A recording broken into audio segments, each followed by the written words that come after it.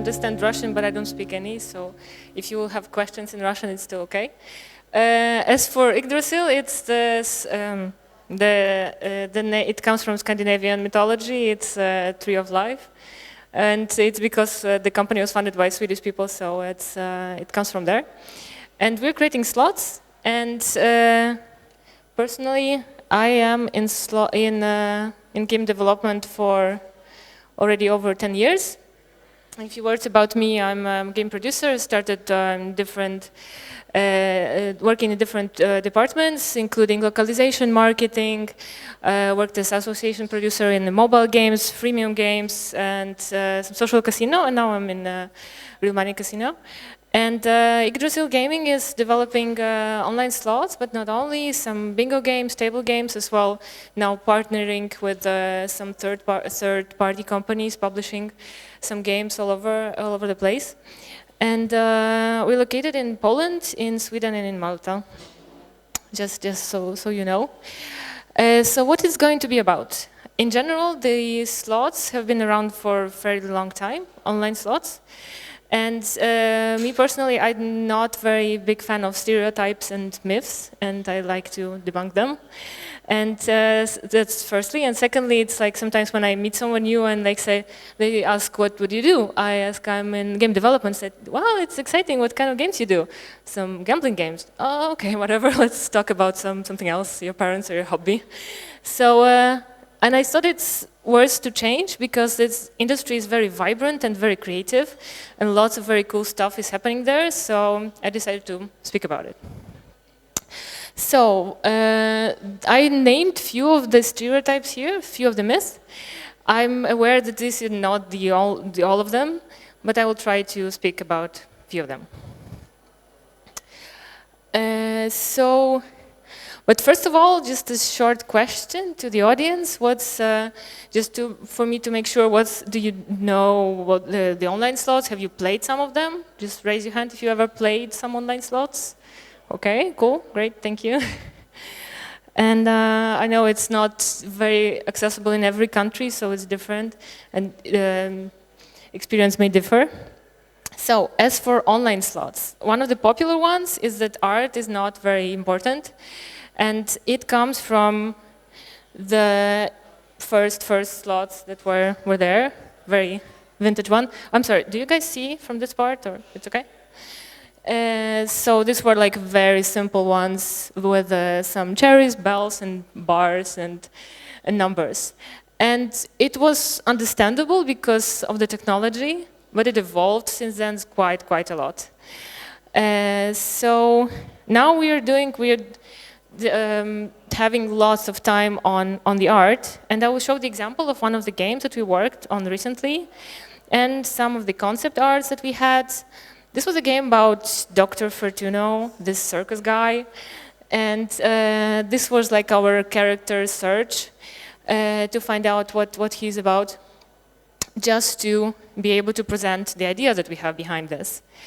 These are some of the concepts, early concepts that we had, just to have the visualization how it will work, just the flows, even based on just the sketches, to see what will be the game flow, how it works. And these are the examples of the finalized art. These are just some screenshots, and the characters and some elements. So we try to have the game not very typical circus theme, but something a bit more mystical, something that's playing with these themes on different levels. So we introduced some robot toy here, some Wheel of Fortune. It was all very shiny and glamorous, but very elegant still. So this is goes way beyond the just cherries and bells. And here's a video that I will not be able to show you. I'm sorry. I mean, it's not working, just this one. But we'll see some others later. As for the production, as people think the games are very simple, then you don't spend lots of time on production. And if you look at the level of the details that we spend on, it's usually taking quite a lot of time to produce a game like this. And we divided in a few different sections. So for us, the pre-production is very, very important. It's taking up to 50% of the time we spend on the game. And it means that we start with the idea, we make some research, what's right now, what's the topic that we want to work with. Then we produce some early prototypes, including mathematical prototypes. So you can imagine that we have game designers and mathematicians who work on how it all should be presented. We make some playtesting too, just to see how players react on this, even on like prototype versions. And we gather feedback from stakeholders, from internally, from the company. Then we move on to development, and it's especially a tricky part because we have the steady deadlines of the release. And we still try to be quite agile for the developers because that's the rather efficient way to create a software, because that's what we're doing here with the creating software. Even though it's an entertainment industry, but it's still a software. So we try to kind of maneuver around the deadlines that we have and the flexibility that we want to save for developers. In the same time, saving the space for the dialogue between artists and developers, because it's really, really important so that we know that what we have in our mind as designers, for instance, is feasible and it can be done by coders later. And when we have the game release, that's the moment like the big hooray, but then it's not like in freemium games that the game release is just a start and you have a live ops and all these iterations and constant releases. Here we are kind of saying goodbye to this title, to the theme, because we cannot iterate much. The games are certified by independent testing lab, as it's a real money casino, so we cannot change the engine later. We cannot change the math afterwards. So if there are some like critical bugs, we can fix it for sure, but we don't iterate it again and again. So we kind of wrap it up the theme and move on to the other one. And that, after working on one of the games, like social casino games before, for like over 3 years, is at some point very liberating, because you kind of know that you've done a lot, like the best you can, the best you could in this given time, but then you just let it go and move on, and that's motivating for the new projects too. Okay, my favorite one, that game design in slots is rather non-existent. And I was surprised to find out that it is actually there when I started to work. Just a few examples of the tools that we use. So one of the things is, like the basic stuff is spin of the reels that are moving. The RTP is pretty important, and we operate with it a lot. RTP stands for return to player. It's how much of the player's investment is getting back to them. And I have a question here as well. By the way, I have some presents for the answers and for interesting questions, so just to give you incentive. Okay, so what do you think, what's the average RTP in a slots game? 96, okay, we were not raising the hand, but okay. What was your guess? 96. Okay. Okay, well, it's 96.2, 3 or 0.5, something around this. But that's a good guess, because sometimes people think it's like 5 or 10%, and it would not be playable. Yeah, but that's what we work with. And then there is a game win, so that players know what they can win from the game. What there's a maximum win on this particular game. There is one more very important one, volatility. It can be low, medium, high, or like oscillating between them. And volatility is a measure that we say the games with a low volatility have their rewards very often, but they are very small. And the games with high volatility have rewards not so often, but they are quite big. So it makes the game of the high volatility more hardcore, so players spin and spin for a long time, they don't get anything, but then when they get the reward, it's like big hooray. And low volatility games are more casual ones. So it's instant gratification rather than waiting for something longer. Does it make clear so far? Yeah, okay? Okay. Okay. As some other terms is for win lines, for instance, as we have here the image from the pay table, and here are the patterns that we calculate the win by. So it's all calculated from left to right. And if you have at least three similar symbols, according to this pattern, this is a winning line. As well, there are winways or the clusters like here, and it's more reminding the match tree games where you have like all the symbols around, and it's working in the calculating wins in the other pattern. There are as well wild symbols that are substitute for the other ones, or scatters that initiate free spins. Free spins is the one the player is not paying for, but the rewards that they're getting is theirs. So you can understand they are excited about those. And that's why we have this spinification, and we're going to see it on the video.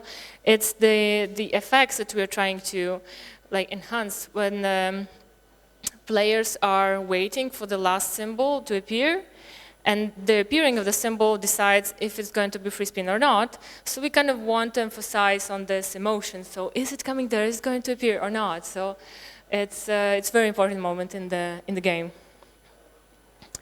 And so here are some examples of the games with different volatility. It's one of our top sellers, Vikings Go to Hell. And you can see that it's influencing as well the style, the visuals of the game. Here is a game that's more medium to high volatility and has the elements of the collections here. And it's appealing to this segment of the players who are interested in card games and in collections too. And here's one more, Luchomaniacs. It's more medium volatility game, so it's somewhere in between. And it's kind of, you see that it's getting to the casual style with the colors and with the art style in general. And here's one more that's low volatility, is looking very much casual. That has very often the rewards. Do we have the video here? Oh, here it is. Okay, there's some more. Here's an example of wild symbols as well, that they appear just to cover up some other symbols, and they serve as jokers. So they substitute for any other symbol and create the extra pay lines. And here's this one. Oh, here's the other one that's kind of in the middle of nowhere, like building up the more lines, so the game is at some point paying more. So they're playing around with these instruments, with these ways to excite the player. And you can imagine the excitement is there because they invest money and they can win some money, and that's what the slots are in general about. About seeing the visuals and expecting what's appearing there on the reels. Here are some other examples of the styles and visuals, how the game looks like, and these are quite different, because Vikings Go Berserk is actually part of this trilogy, because you've seen before Vikings Go to Hell. That was the third part. This is the second part, and they are all kind of following the same line, and they're pretty popular among players. Here's Holmes, the game with the jackpots. Here you have the collections that are gathering there during the gameplay and paying out the cool jackpots. Here's one more, Valley of the Gods, with the here extra multipliers and extra lives collected by this golden box things. I forgot the English name for this Egyptian bug, but you know the one I'm talking about. Okay, and so you see they're pretty different, and they appeal to different audiences. We observe it in our data, and it will be. So I'll go back to this later in this one more myth. Here are some more examples of the market in general. These are our competitors, and Egyptian theme is very, very popular, and it's been there for forever, for decades. And here's one more that's very staying on the top of the list for years. And you see it's rather simple in the style. And here's one more, Bonanza, with this mega ways that are increasing your ways to win. So these were different examples. And one more myth is that it's slots are your grandmother's games. It's like older ladies are playing this in the casinos, but it comes from the actually land-based casinos where the slots first were introduced as some interruptions or some time to spend for the wives that were waiting for husbands who were playing poker. And those wives, when they were younger, now they are like older ladies, and they still come there and get dressed and play some slots there and dropping the coins. But online is quite a different story. It's mostly male, 25-34. That's our target, and they have different expectations as for the style, as for the performance.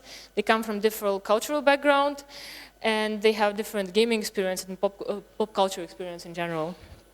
And I think this one is not working, but this one is probably working too. This is, I'm sorry for the slide, but yeah. And will it work? Or not? Oh. Yeah? Nothing? Okay.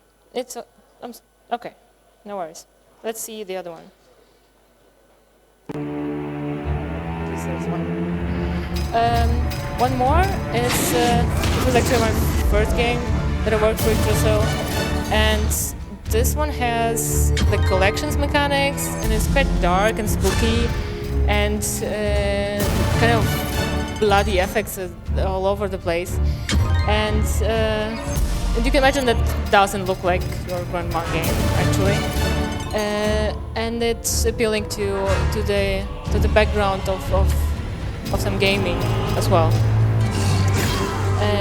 Some animations here of the wolf. So here are the characters of the wolf hunters here and there, and they appear on the reels and they fight the wolf. And once they fight it, then they get some points here to the collection. When they fill in the collection, or when they kill the wolf, so here the health bar, and they jump into extra free spins that are paying like extra a lot. So so this goes beyond just the simple 3 pay lines. It's attempting to engage player in a way for these collections to grab their attention and in like motivating them to stay together all the collections till the end. Okay, I've seen that. Oh, okay, and one more. Just because it's the target audience is like this, and it has influence on distribution channel and the promotion in general. So there are tons of videos on YouTube, on Twitch, where actually gamers expend their time and they play online like live, and they win and lose, and there are lots of emotions, and people are like cheering in the chat there. And it's actually happening on Twitch, and I was surprised to find out, but it is there. And some games have some bigger potential to be on Twitch than others, especially the ones that are high volatility, because they can win really a lot there. So they wait, and then there is at some point this like huge win, and they are very excited to show it to the viewers. Okay. One more. There is a belief that it's all about the high rollers, like big fish players out there. Not the big fish, casual big fish, but you know, sharks. And it's still a form of entertainment, and that doesn't change where people just spend the money that they can afford to lose there. Sometimes they win, sometimes they lose some money, but it's like part of the budget that they spend on their entertainment, like buying a ticket to the movie. And industry in general is heavily regulated and requires from us like big transparency. So we need to prove that the game that we declare, the way that it behaves, is actually behaving like this. So there are like independent testing labs that go through our code and check if it's actually performing how it's intended. The jackpot is actually performing like this, and so we have to as well include the information about the RTP, what's the volatility, and how the game, what are the game rules in general. And it's not written there like some tiny letters that you have to find with a magnifying glass. It's actually there in the pay table and in the rules of the game. And yeah, the info about the payout, there is as well, I mean, certifications are required for us to be present on the market. And different countries have different requirements, like Italy is different from UK, and Malta is quite different from Curaçao. So we have to go through all these processes, and there is a team of people who is dealing with this.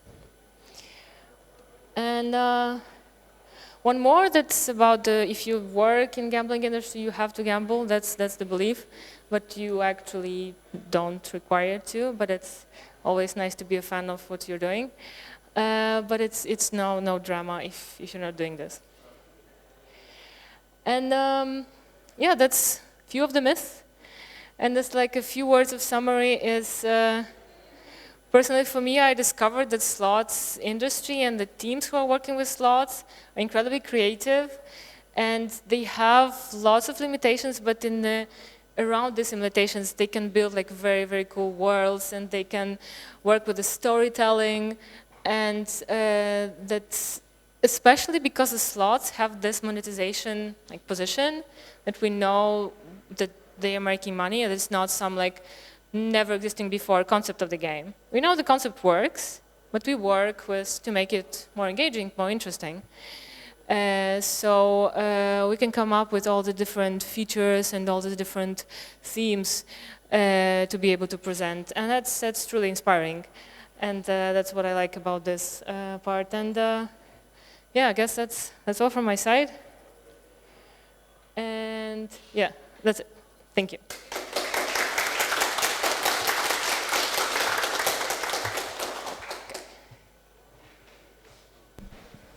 Если есть вопросы, пожалуйста, поднимайте руки.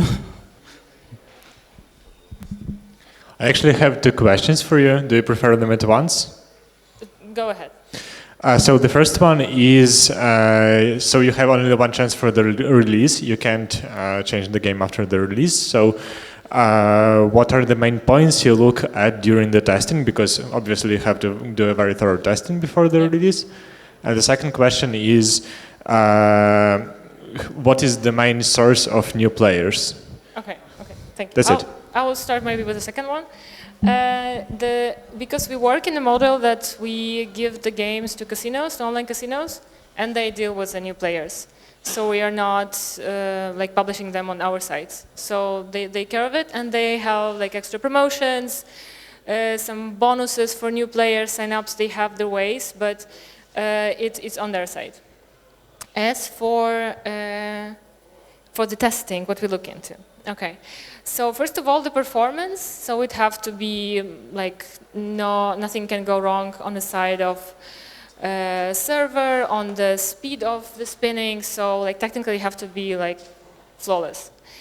But we as well have this playtesting session, and we had the story with this game that I was showing before, like the very first one, where we had like 3 wheels appearing. It maybe will take too long, but or maybe not. I'm just too. Oh, okay. Okay. Oh, went too far. Just a sec. Okay, it's like here. So we have this like winning lines, and then after each win, we thought that we will show 3 wheels, and one of them will appear to spin. And then we prepared this version, and we took it to playtesting, and it was impossibly long to play. So it was like players were frustrated, and they felt that they were losing money even when they were winning. So we decided to go with just 1 wheel, and we cut it in half, and it was based on the feedback that we were doing. So this is the part, like technically the feedback from the player and how it's matching the initial idea. So it's as well, we look into this. Hope it answers. Yeah? Well, that's okay, someone more? Yeah?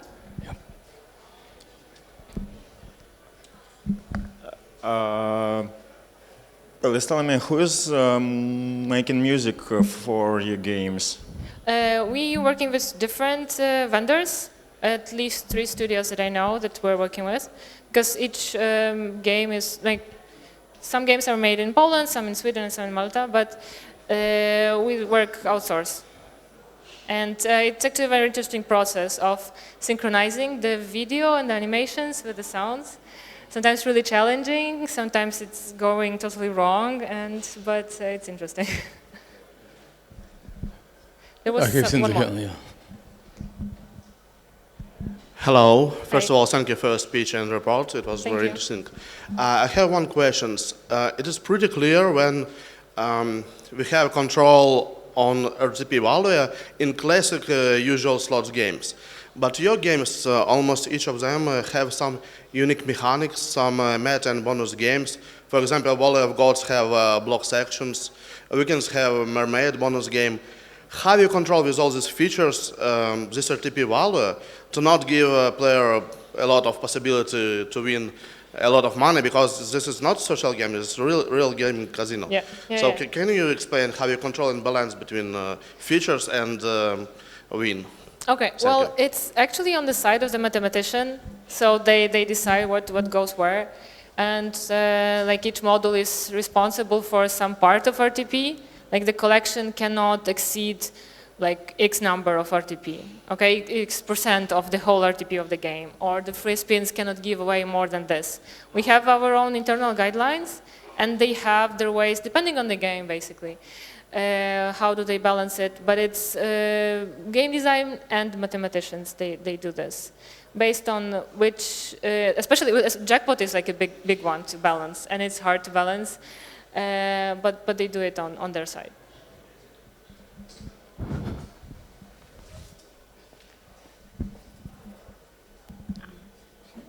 Hi. Hello. Sorry. How do you choose the themes of games, like the werewolves and this circus? Do you do some research that some theme is very interesting and popular, and can you use some themes based on famous TV shows like Game of Thrones or something? Okay, thank you for the question. Certainly we can. We should be paying for the IP, and then then you can use the because our competitor actually was doing last year the Vikings game, the Vikings based on the TV show Vikings, and I think Zynga was making the Game of Thrones like social casino slot. So you can buy it and you pay it for this and you own it for the slot game, and it's okay. There is a big discussion, is it actually worth the money? Because it costs quite a lot. It may bring some new players to play there for short, but it doesn't actually necessarily mean that it will be like 100% hit. It's not. It's very attractive to bring new players, but it's not a guarantee of a very good game. And the other thing is how do we choose the themes? It's different. There is a team in our company who's dealing with the coming up ideas for the new games, and they make the research based on what's currently on the market, what our competitors maybe were releasing before, maybe it depends on the season as well, because you may want the wolf hunters were released around Halloween. So we wanted to have something like more spooky for the players in our portfolio, and it's very dependent on lots of stuff, but we do the research. Yeah. Okay, there's one more.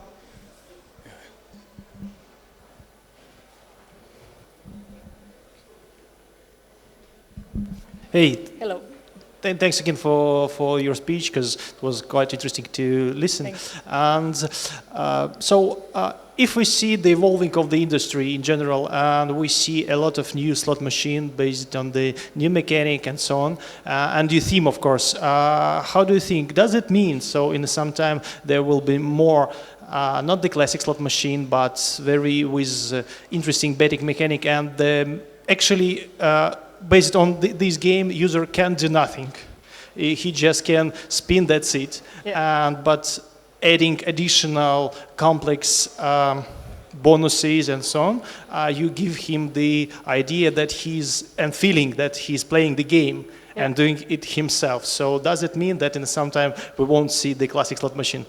Yeah, well, there is a discussion around this because some players do prefer to leave it as it is, so they just switch on the auto spin, and they don't even press the spin. They just watch it spinning, and then they stop when some feature appears. And there are games, and we have them as well in portfolio, where players can make some choice.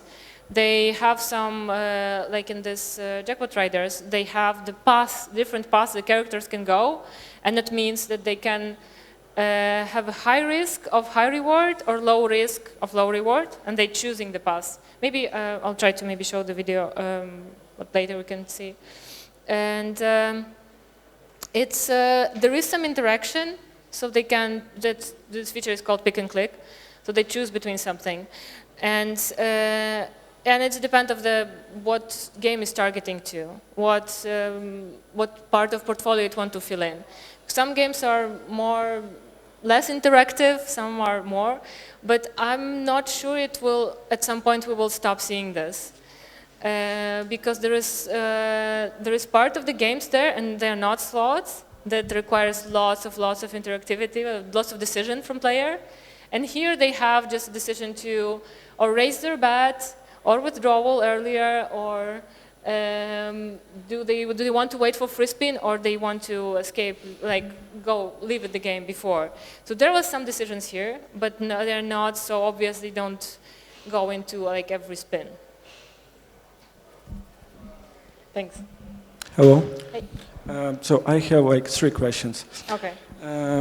First of all, so about your documentation things, I understand, and when you drop a game for release, you're doing a lot of internal testing, player testing, and so I believe it's make a sense for you. But then the question, what is the duration of game, to develop Of the whole cycle? Yes. Yeah? Okay. Full cycle. It depends on the size of the game because they are different. Some of them are very simple. Some have tons and tons of features.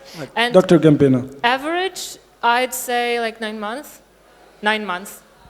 Okay, thanks. Also, could you tell me top 3 games that you like, but not from your company? That was released last year. I don't know, it may be not very cool. It will be on a video, my boss will see it, so maybe not. Okay, maybe later. And then another one. Are you a game producer, you're more fan more complex games or more easy gameplays?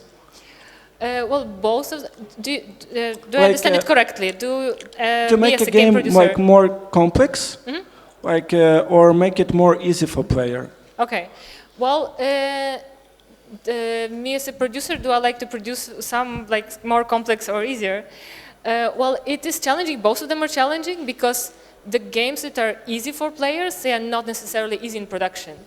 They require lots of thinking through and some elegant decisions, some cutting scope, and lots of ping pong between developers who want to introduce this particular feature because they like their baby child and they want to have it in a server. And it requires some negotiations as well. Definitely the games that are more clearly understood for players, they perform better if they're very, very complex. Some players may like it, some hardcore players would go there, but the more clear game is, the easier it's understand for player. They tend to stay longer in the game. Any more questions? Thank you, Ulyana. I am interested in about specific Yggdrasil features. I know that Yggdrasil offer a promo tools, mission, and some specific events, both for players and operators. Do you like it? And maybe you can say a couple words about how it is designed. Okay, we were asking about the promo tools in general. Yeah. Okay. Well, yes, we do have this, the boost in general, that's the name. And this is a number feature that is designed there to increase the engagement of the players in general. And it's about the tournaments, the missions. There are some challenges there. And I come from a place where there's from free-to-play games that I spent there like 8 years I was working before in the company, and we had lots of more tools like this, and I was really excited to see that there is something extra here besides slots that can help increase this, the retention, the engagement of the player, and personally I like it, and I think it's a great tool that we have it. And I think missions are most favorite ones. That's kind of snappy and fast, but they are showing the good results. Yeah. Okay,